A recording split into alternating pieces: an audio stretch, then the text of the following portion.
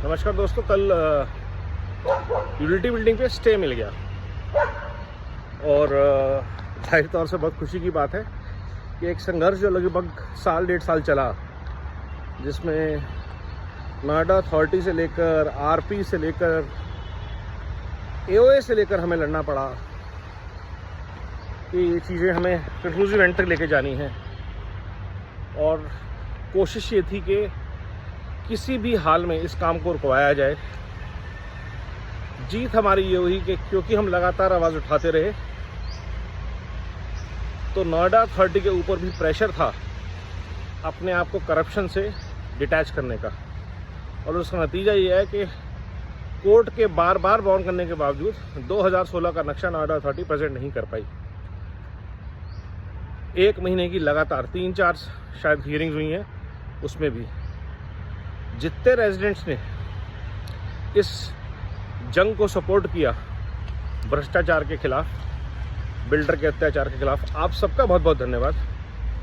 और एओ का भी बहुत बहुत धन्यवाद कि उन्होंने इस प्रयास में ज्वाइन किया, इस प्रयास को आगे बढ़ाया।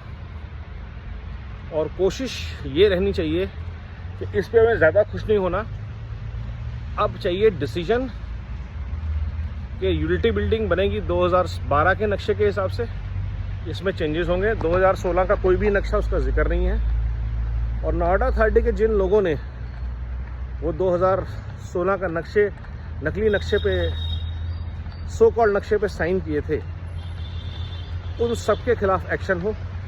उस आरपी के खिलाफ एक्शन हो जो 2016 के नक्शे के हिसाब से बनवाना चाह रहा था। उन लोगों पे एक्शन हो जो उस 2016 के नक्शे को सही बता के लोगों को गलत तरीके से सामान बेच रहे थे, दुकानें बेच रहे थे, ऑफिसेज बेच रहे थे। और ये डिसीजन होना चाहिए हाई कोर्ट से, ताकि होम बायर्स और उनके जुड़े हुए फैसिलिटीज़ पे कोई भी बिल्डर दोबारा नज़र न डाल पाए।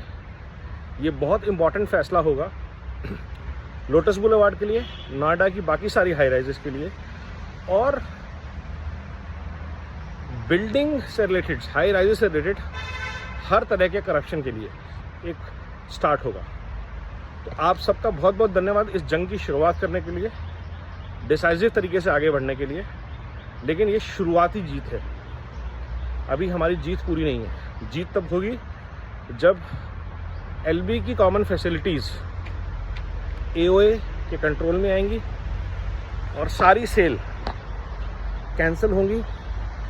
जो भी इंफ्रास्ट्रक्चर जिसके लिए डिज़ाइन हुआ था और वैसा यूज़ नहीं हो रहा, उसका मिसयूज़ बंद होगा, उसको वापस रिस्टोर किया जाएगा उसके ओरिजिनल प्लान के हिसाब से।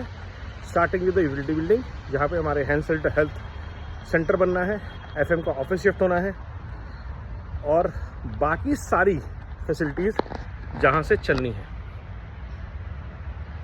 Once again, thank you everyone. We will need lot more support, lot more financial support. और I am categorically stating this: the cases will not be merged, because जो कि मैंने हमेशा कहा है, एओए कहीं ना कहीं जाके उसको आरपी के साथ टेबल पे बैठ के डिस्कशन करनी पड़ेगी, और आरपी फोर्स करेगा एओए को कि आप इस काम को रोकिए मत, बनने दीजिए। अगर आप चुपचाप 2016 के प्लान को बनने देंगे, तब मैं रजिस्ट्रेशन में, बाकी चीज़ों में आप लोगों की मदद करूंगा, पेमेंट करूंगा। जैसा कि धमकाया गया था एओ के ऑफिस में कि अब तुम लोग ये कर रहे हो तो जो 8 करोड़ रुपया बैंक अकाउंट में पड़ा है आरपी के, वो लोटस बुलेवार्ड में तो लगने नहीं देंगे। और जब छोटे छोटे दलाल ये धमकी दे रहे हैं आरपी के बिहाफ पे, आरपी को कंट्रोल कर रहे हैं, तो सिचुएशन बहुत खतरनाक हो जाती है। और वो दलाल आके एओए को भी मिलते हैं, एओ को भी कंट्रोल करने की कोशिश करते हैं। आज शायद नहीं कर पा रहे या कर पा रहे, मैं नहीं जानता, बट पहले तो कर रहे थे, आगे कर सकते हैं। इस पॉसिबिलिटी को आप डिनाई नहीं कर सकते। तो हम सब के लिए बहुत ज़रूरी कि हम आपस में क्लियर रहें कि 2 अलग अलग केस चलेंगे। एक केस एओए लड़े, दूसरे केस के लिए हम अपना पैसा इकट्ठा करें। अगर जीत जाए और बाद में एओए रिफंड करना चाहे तो जीवन में अप्रूव हो जाए, वो भी हो सकता है।